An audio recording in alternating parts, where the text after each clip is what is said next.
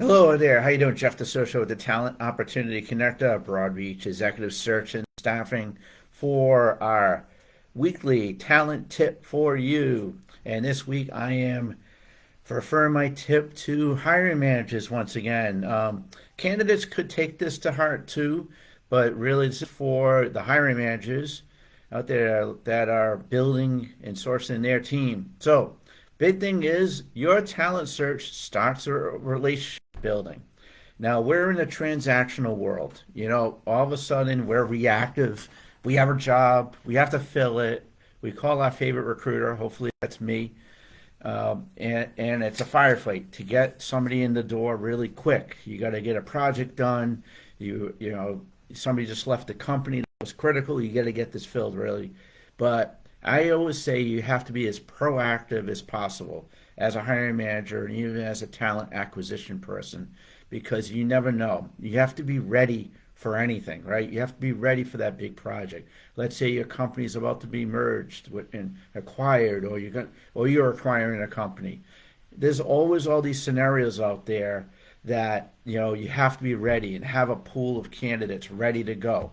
And I always talk about networking, right? Building your network, right? So that is why I always say your talent search starts with relationship building. So the first thing you want to do is, of course, you want to identify what you need.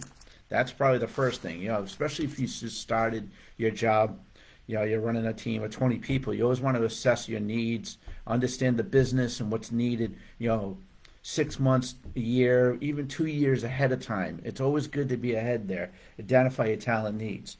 And then you start thinking about, the structure and the job descriptions, etc., the roles of your organization. And then you want to start thinking about sourcing potential candidates. Always have, and I did this as a manager myself. Maybe my team doesn't like me hearing this, but I always thought about the next person a lot of times because suppose this person leaves, they move out of the state and they're leaving, or they got another job, or maybe they don't perform. You always have to be ready for that.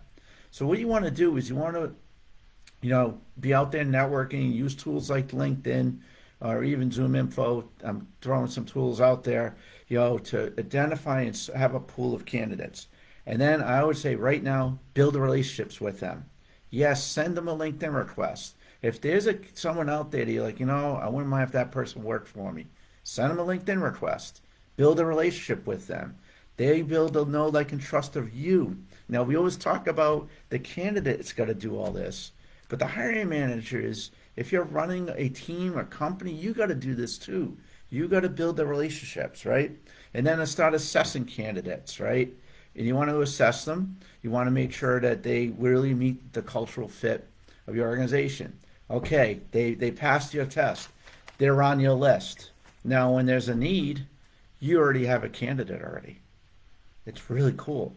You already have a candidate or candidates that could fit your bill. Now, a person like a recruiter like me can help partner with you and actually help you build that pool of candidates.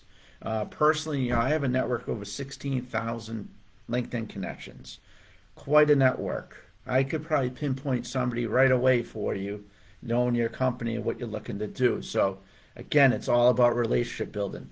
Relationship building with not only your future talent, but also your partners in that generous search. So have a good day. Jeff D., the Talent Opportunity Connector, Broadreach Executive Search and Staffing. Can contact me if you have any questions or need any help. Thank you.